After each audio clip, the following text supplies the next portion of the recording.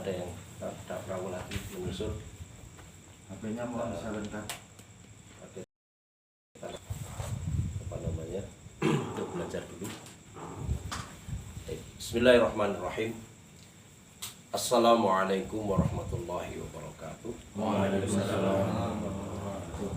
Alhamdulillah wa syukurillah la haula wa la quwata illa billah. Salatu wassalamu ala rasulillah wa ala alihi wa sahbihi ila yaumiddin amma ba'd. Saudara-saudaraku, alhamdulillah malam hari ini atas karunia Allah Ta'ala kita masih diperkenankan oleh Allah Ta'ala untuk bisa bertemu di malam yang cerah ini. Alhamdulillah kita bisa bermuajahah, kita bisa bersilaturahim.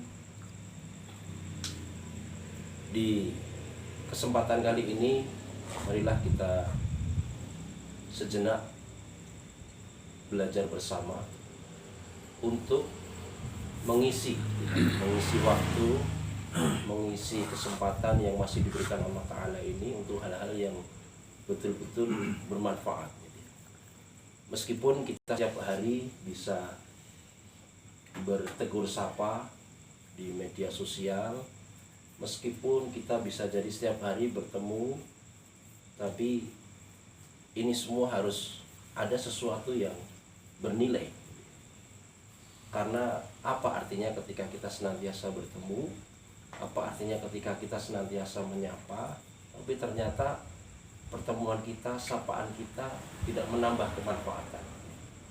Maka pada malam hari ini marilah kita coba untuk mengisi ya. Meskipun di pertemuan kita sebelumnya kita juga sudah mengisi sesuatu yang bermanfaat berupa amal sosial, sudah ada kegiatan-kegiatan positif yang sudah kita laksanakan dan alhamdulillah mudah-mudahan kita istiqomah.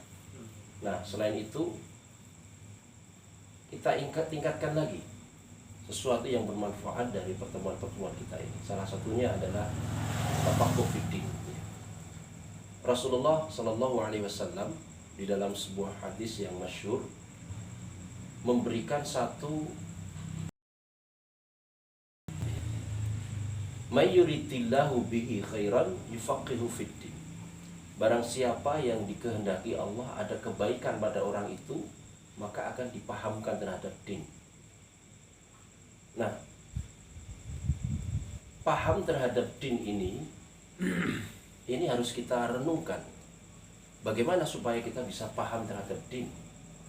Ternyata Rasulullah di lain kesempatan juga memberikan dorongan supaya kita mau belajar, mau menuntut ilmu. Pertama, Rasulullah mengingatkan bahwa thalabul ilmi fardhatun ala kulli muslimin wa muslimatin. Bahwa mencari ilmu itu hukumnya wajib, fardu gitu ya. Bagi siapa? Bagi muslimin baik laki-laki maupun perempuan. Kemudian yang kedua, Rasulullah juga menunjukkan caranya bagaimana kita bisa mencari ilmu itu. Idza tamurru bi riyadil jannah farqa'u, nek kamu lewat gitu ya. Kalian lewat ada, kalau bahasa kita, taman surga. Wa idza tamurru bi riyadil jannah, nek kamu lewat kok ada taman surga, farqa'u, maka mampirlah. Sahabat kemudian bertanya, apa itu taman surga ya Rasulullah? Taman surga itu adalah hilaqul dzikr. Itu pertemuan dalam rangka untuk adzikr. Adzikr itu bisa bermakna mengingat Allah gitu ya. Bisa memikirkan Allah dalam pengertian betul-betul memikirkan konsekuensi ketika Allah memberikan ancamannya, bisa memikirkan sesuatu yang dijanjikan Allah bagi orang-orang yang berbuat kebaikan, beriman dan beramal soleh dan lain sebagainya. Nah, selanjutnya Rasulullah memberikan petunjuk lebih detail lagi. Di mana kita bisa menemukan taman surga itu? Lebih lanjut Rasulullah memberikan penegasan, majtama'a qaumun fi baitin min buyutillah. Tidaklah berkumpul satu kaum di salah satu rumah milik Allah. Kemudian kemudian dalam perkumpulan itu ada aktivitas yatluna kitab Allah. Yatluna kitab Allah itu maknanya adalah mempelajari, membaca, bisa mentadabbur juga, bisa merenungkan, bisa menghayati ayat-ayat Allah, wa yatadarasunahu, dan kemudian saling mengajarkan, saling mempelajari atau belajar bersama. Ada istilah ta'lim wa ta'allum. Illa nazalat alaihi musakinah, kalau ada peran umat perkumpulan kaum di salah satu rumah miliknya Allah. Ini kalau dulu yang dimaksudkan di masjid gitu ya, di salah satu rumah milik Allah itu di masjid. Tapi boleh juga Rasulullah juga nawiru buyutakum bitilawatil Quran. Nawiru itu dari kata-kata nur, hiasilah dengan cahaya Al-Quran. Apa itu yang perlu dihiasi? Buyutakum, rumah-rumah kalian. Berarti rumah-rumah pun juga diperintahkan Rasulullah untuk digunakan untuk tilawah Quran, supaya cahaya, supaya ada nur. Maka nawiru buyutakum bitilawatil Quran. Jangan sampai nanti rumah itu seperti kuburan, digunakan untuk tilawah Al-Quran. Nah, kembali ke tadi, ketika ada perkumpulan di rumah-rumah Allah atau di rumah-rumah yang memang di situ ada tilawah Quran, kemudian ada wayatadarasunahu, ada saling mempelajari. Apa yang dipelajari? Ya kitabullah itu. Kemudian Rasulullah memberikan jaminan, illa nazalat alaihi musakinah, kecuali nanti akan didatangkan yang namanya sakinah, diturunkan. Nazalat itu berarti diturunkan. Allah menurun. Tadi di dalam surat Al-Fat, surat 48 ayat yang keempat, huwallazi anzalas sakinah fi qulubil mu'minin. Dialah Allah yang menurunkan sakinah itu di dalam hatinya orang-orang mukmin. Sakinah itu maknanya ketenangan, maknanya tentram, maknanya tidak ada rasa khawatir, tidak ada sedih hati. Maka di dalam hati itu butuh adanya tilawatil Quran, butuh adanya tadarus, butuh adanya ta'lim wa ta'allum. Selain mendapatkan ketenangan dalam hati, nanti juga akan diberikan Allah yang namanya wa ghasyiyatuhumur rahmah. Allah akan menurunkan rahmatnya. Bisa jadi rahmat itu wujudnya berbeda-beda untuk kita masing-masing. Ketika berkumpul satu kaum, kemudian mentilawah ayat, kemudian mentadarusinya, bisa di masjid, bisa di rumah. Selain ada ketenangan, maka nanti akan ada rahmat. Nah, wujud rahmatnya bisa bermacam-macam. Karena Allah itu mengetahui apa yang dibisikkan dalam hati. Di dalam surat Qaf ayat 16, Allah itu hakikatnya lebih dekat dari urat leher. Gitu ya. Allah itu lebih dekat dari urat leher, dan bahkan Allah itu mengetahui apa yang dibisikkan dalam hati. Maka sebenarnya ketika kita punya bisikan-bisikan dalam hati, maka insya Allah ketika kita senantiasa mendekat kepada Allah, salah satunya dengan mentilawah, mentadarusinya, maka Allah itu tahu apa yang dibisikkan dalam hati. Apa yang kita butuhkan itu Allah tahu. Maka bisa jadi rahmat itu nanti akan melingkupi, bisa jadi dipenuhi sesegera mungkin. Jaminan Allah di dalam surat 65, surat At-Talaq ayat yang kedua, bahwa ketika orang mukmin dan muttaqin itu betul-betul senantiasa membina keimanan dan ketakwaannya, maka wa may yattaqillah yaj'al lahu makhraja. Barang siapa yang takwa kepada Allah, maka makhraja, akan ada jalan keluar. Jalan keluar dari apa? Bisa jadi dari setiap persoalan yang dihadapi, setiap urusan apapun yang dihadapi, itu jaminan Allah. Wa may yattaqillah, siapapun yang berupaya untuk takwa kepada Allah, maka di situ pakai fi'il mudhari', wa may yattaqillah, pakai fi'il kata kerja yang bentuknya itu senantiasa dilakukan terus menerus, continue. Maka yaj'alahu makhraja, bahkan wa yarzuqhu min haitsu la yahtasib, Allah akan memberikan rizki min haitsu la yahtasib. Dari Allah yang memberikan, berarti yang ngitung itu Allah sendiri, gitu ya. Kita nggak perlu nakar, ternyata Allah nanti yang akan memberikan. Seberapa banyak, Allah sendiri nanti akan memberikan. Maka wujud rahmat itu bisa macam-macam. Selain dapat ketenangan, dapat rahmat, dapat satu lagi, oleh Allah di dalam majelis itu nanti akan dihadiri malaikat. Terus tugasnya malaikat ngapain di situ? Malaikat itu bisa jadi pertama mendoakan, memohonkan ampunan bagi yang ada di majelis itu. Bisa jadi setiap kita itu lembaran-lembaran kehidupan kita itu kan beda-beda. Bisa jadi melalui perantaraan kita bermajelis, maka Allah memberikan karunia-Nya berupa ampunan-ampunan yang didoakan oleh malaikat. Jadi setiap yang hadir ini bisa jadi didoakan malaikat, diamohonkan ampunan kepada Allah. Ya Allah, ternyata Ari Santoso yang seperti itu mau ngaji ya. Amin. Hunter ini Ahmad Fahrudin. Fahrudin, Masya Allah, namanya itu Ahmad Fahrudin. Ya, Fahrudin. Oh Fahrudin. Ini namanya sudah terkenal ini di alam malaikat ini. Karena memang malaikat menyebut-nyebut nanti. Selain dimohonkan kepada Allah ampunan dosa-dosanya, namanya nanti disebut-sebut di sana. Jadi terkenal di alam malaikat. Selain itu juga bisa jadi karena tadi mayuridillahu bi khairan yufaqihu fiddin, akan dipahamkan terhadap din.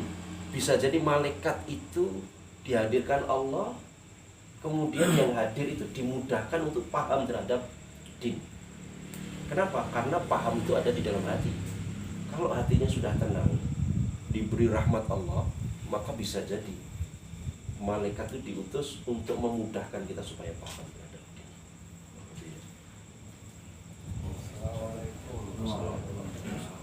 Terus ada bonus ketika orang itu mau bermajelis ta'lim. Bonusnya apa? Bonusnya itu oleh Rasulullah disebut selama dia itu berada di dalam majelis, dalam perjalanan menuju majelis itu, ternyata oleh Rasulullah dimasukkan ke dalam kategori orang yang sabilillah. Sabilillah itu kita tahu sendiri, berarti dia betul-betul berada di jalan Allah. Kalau nanti kita niatnya betul-betul lillahi ta'ala, maka insya Allah suatu waktu kita semua kan sudah, yang paling dekat itu apa sih? Jadi menurut Rasulullah yang paling dekat, waktu yang paling dekat itu apa sih? Kematian. Yang paling dekat dengan kita itu sebenarnya kematian. Maka suatu saat ketika kita betul-betul mati, apalagi dalam kondisi bermajelis ta'lim gitu ya, dalam perjalanan. Tadi kebetulan saya di Sragen itu ada kecelakaan di tol, Masya Allah, saya lihat pas di belakang saya di Bojonegoro ada truk besar meletus bannya satu pas di belakang saya juga. Ya Allah, betul-betul yang paling dekat itu memang kematian. Jadi truk depan jalur cepat semua dia meletus buat pas di belakang, pas di depan saya di belakang persis. Di tol CRV itu mungkin ngantuk dia sendiri nabrak pembatas, terus Masya Allah. Ini Masya Allah, ternyata betul-betul yang paling dekat waktu dengan kita itu apa sih? Kematian. Maka oleh Rasulullah, bagi yang mau bermajelis, yang hadir di situ, maka termasuk fi sabilillah, dan kebaikan-kebaikan yang lain yang akan diterima. Nah, saudara-saudaraku, ternyata Rasulullah itu begitu detail. Ketika orang itu sadar ingin mencari ilmu, ditunjukkan di mana tempatnya mencari. Bahkan tidak hanya itu, untuk menjaga semangat istiqomah, maka Rasulullah sampai memberikan satu motivasi lagi. Apa itu? Man salaka tariqan yaltamisu fihi ilman. Ada versi hadis lagi, man salaka tariqan yabtaghi fihi ilman. Barang siapa yang menempuh satu perjalanan dalam rangka untuk mencari ilmu, maka sahalallahu lahu, maka Allah akan memudahkan baginya tariqan ilal jannah, jalan menuju surganya Allah. Maka siapa yang menempuh satu perjalanan dalam rangka untuk mencari ilmu, maka oleh Allah nanti sahalallahu tariqan ilal jalan, dimudahkan, Pak. Kalau tadi ketika Allah menghendaki seseorang itu ada, maka akan yufaqihu fiddin, dipahamkan terhadap din, supaya paham maka dia sadar untuk mencari ilmu supaya paham. Di mana mencari ilmu Rasulullah sudah menunjukkan. Bahkan Allah menegaskan di dalam surat An-Nur ayat 35, 36, di situ ada nurun ala nurin, cahaya di atas cahaya. Dan cahaya itu harus kita cari. Insyaallah nanti akan kita bahas tentang cahaya itu. Bagaimana kita mendapatkan cahaya. Karena cahaya di dalam kehidupan kita itu ibarat sesuatu yang memang harus kita cari. Karena hakikatnya kita itu betul-betul meniti siratal mustaqim. Bahkan disimbolkan dengan surat Al-Fatihah yang kita baca 17 kali minimal. Ihdinas siratal mustaqim. Kita senantiasa mohon pada Allah. Tapi kadang-kadang sejak kecil kita sudah hafal Al-Fatihah ini. Tapi kita bertanya dalam diri kita, sudahkah kita itu betul-betul meniti jalan hidayah itu? Terus hidayah itu tempatnya di mana? Sudahkah ada tanda-tanda hidayah itu di dalam diri kita? Nah, ini kadang-kadang kita belum evaluasi. Kita mungkin baru merasa, ya. Kita baru merasa kita wis dalam gitu ya. Baru merasa. Tapi sudahkah kita betul-betul merasakan bahwa kita ini betul-betul sudah berada di atas siratal mustaqim? Nah, nanti akan kita pelajari. Nah, saudara-saudara sekalian, ini pentingnya kita mencari ilmu. Setelah itu nanti akan kita bahas juga, terus ilmu apa sih yang wajib kita cari itu? Para ulama mengarahkan kepada kita semuanya supaya kita betul-betul mencari ilmu ma'rifat. Ilmu ma'rifat itu ilmu yang bagaimana? Ada istilah ma'rifat di dalam tahapan-tahapan ilmu tasawuf. Di situ ada syariat, ada thariqah, ada hakikat, ada ma'rifat. Itu tahapan di dalam ilmu tasawuf. Tapi apakah sama ma'rifat yang di sini dengan ma'rifat, ilmu ma'rifat yang dimaksudkan para alim ulama itu? Memang nanti ada benang merahnya, tapi tidak mesti persis sama. Nah, ilmu ma'rifat itu ilmu yang bagaimana?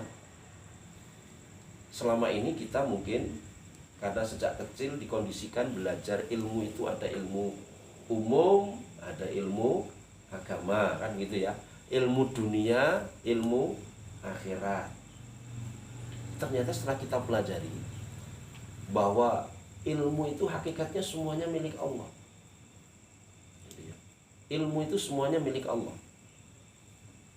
Termaktub di dalam surat Al-Baqarah ayat 29